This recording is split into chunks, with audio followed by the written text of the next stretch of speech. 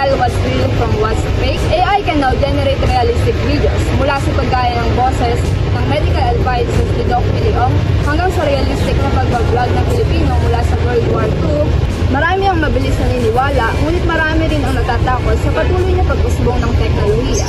But here's the big question. Who can spot AI better? Boomers or Gen Z? This is a battle of perception. Experience versus exposure. The past versus the future. Sino nga ba ang mananalo? Yan ang aalamin natin. Let's break this experiment down using the scientific method. First is the observation. AI-generated content is everywhere.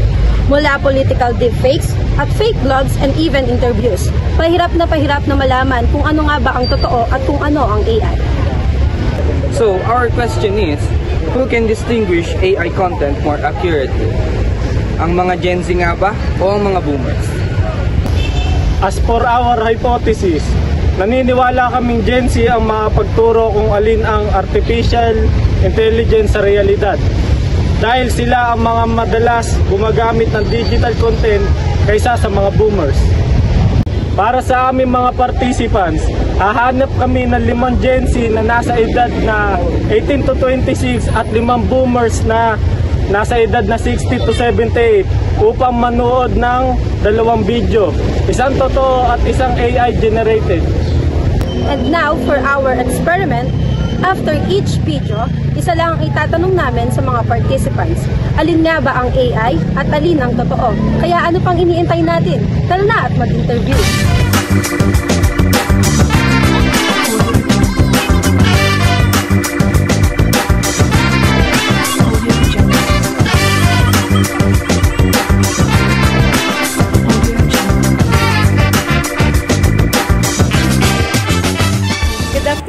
Excuse me po, pwede po kayong ma-interview po for educational purposes from LSPU SSC po kami, ay Bachelor of Criminology po.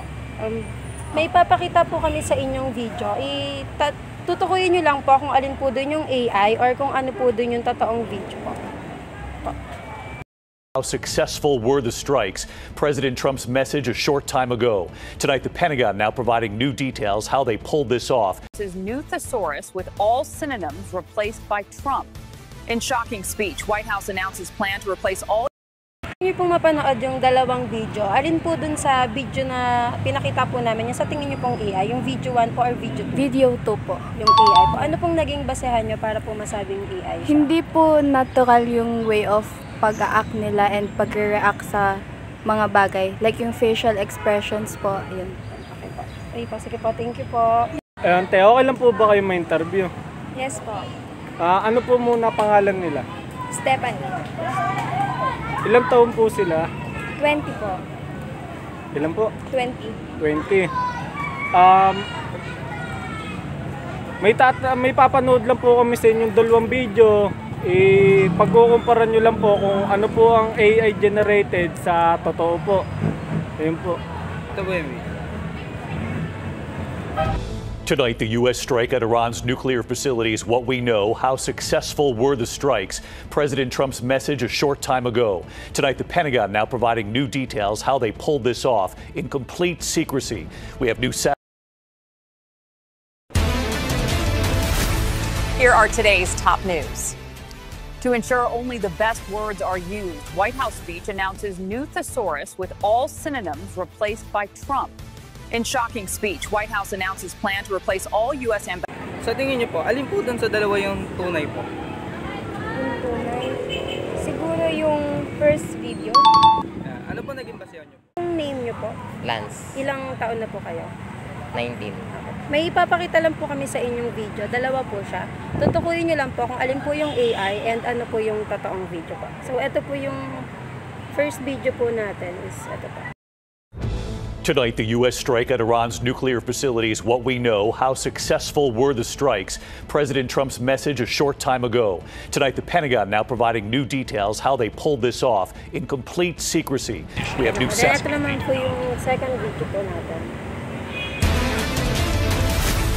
Here are today's top news.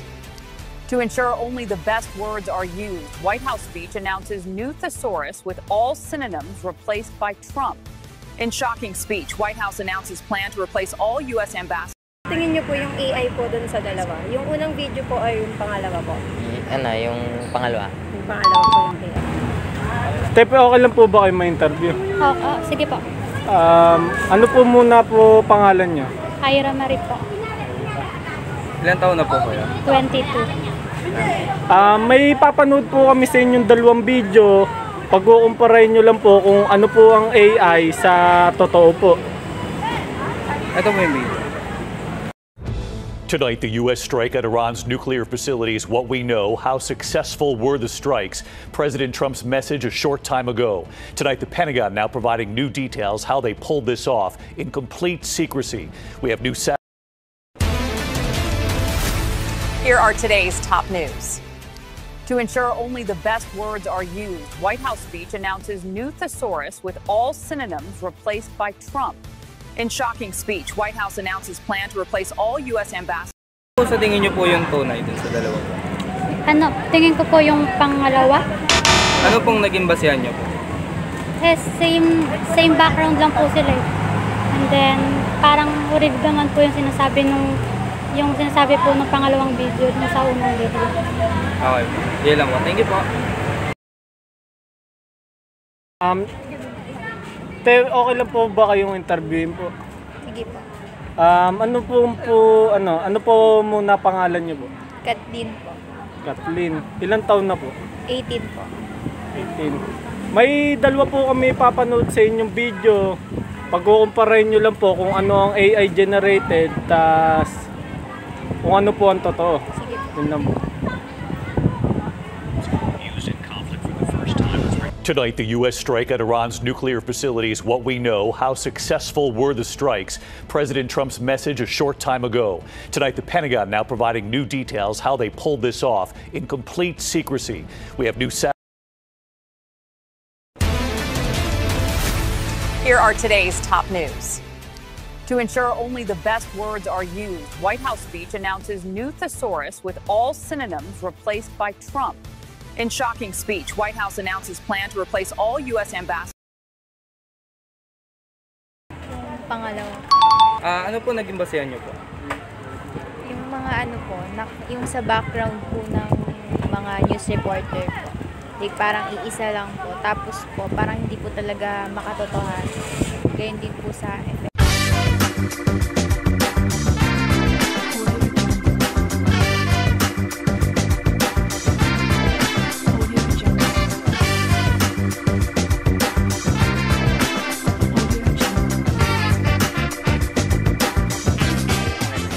Alma Garcia, Ilang taon na po?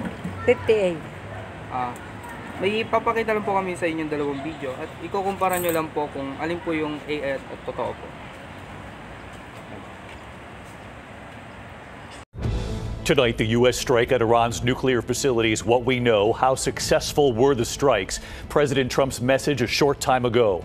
Tonight, the Pentagon now providing new details how they pulled this off in complete secrecy. Here are today's top news. To ensure only the best words are used, White House speech announces new thesaurus with all synonyms replaced by Trump. In shocking speech, White House announces plan to replace all U.S. ambassadors. Sa tingin nyo po, alin po sa dalawa ang computer generated? Computer. Hindi, parang parehas silang dalawa. Computer. Hindi, pili po kayo kung ano po sa tingin nyo. Sige. Kung yung unang video po o yung pangalawa. Parehas lang. Hindi, yung lalaki na lang. Kung pangalan niyo po, Edward, ilang taon na po kayo? 47. Papakita po kami sa inyong video. Dalawang video po siya. Tutukuyin nyo lang po kung alin po dun yung AI. Yung AI po is computerized or edited po siya na video. Tapos po, may papakita rin po kaming totoong video. I-identify nyo lang po dun sa dalawa kung alin po dun yung AI and yung totoong video po. Yun po yung papanood po namin. Tonight, the U.S. strike at Iran's nuclear facilities. What we know, how successful were the strikes? President Trump's message a short time ago. Tonight, the Pentagon now providing new details how they pulled this off in complete secrecy. Here are today's top news. To ensure only the best words are used, White House speech announces new thesaurus with all synonyms replaced by Trump. Sa tingin niyo po, ano po yung totoo sa dalawa? Alin po yung pinakita pong video? Alin po? Yung una po or Yung yung pangalawa pangalawa. po? Yung pangalan niyo po? Tess Sandoval, Ilan taon na po kayo? 57. May ipapakita lang po kami sa inyong dalawang video po. Tutukuyin niyo lang po kung alin po dun yung AI generated yung, or edited video po. Tapos yung isa po ay totoong video po. Tutukuyin niyo lang po dun sa dalawa kung alin po yung totoong video. Ito po yung video po. Ikaw, sanay ka rito. Tonight, the U.S. strike at Iran's nuclear facilities. What we know, how successful were the strikes?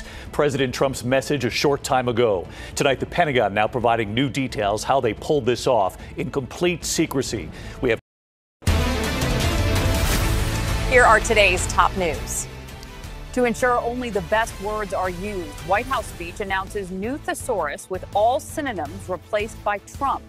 In shocking speech, White House announces plan to replace all U.S. ambassadors. Ito. Alin po sa tingin niyo po yung Pangalawa.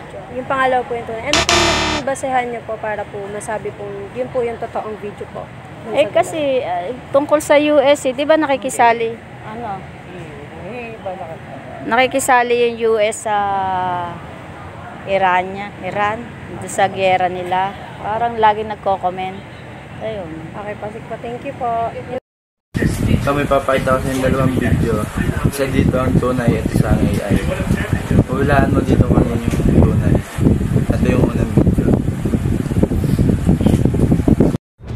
Tonight, the U.S. strike at Iran's nuclear facilities. What we know, how successful were the strikes?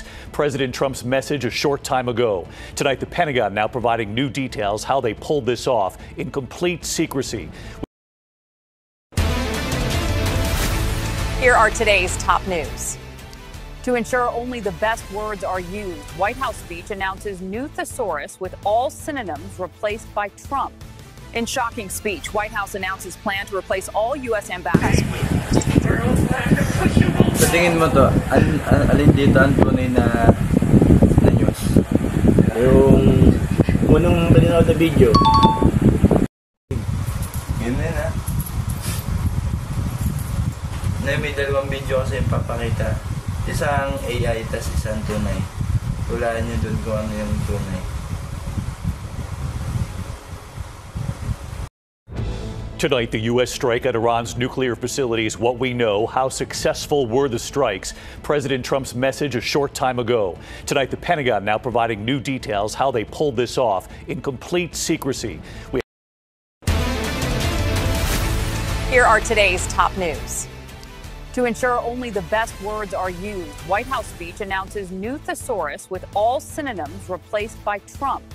In shocking speech, White House announces plan to replace all U.S. ambassadors. Sa tingin mo na, ano yung tunay na video dun? Number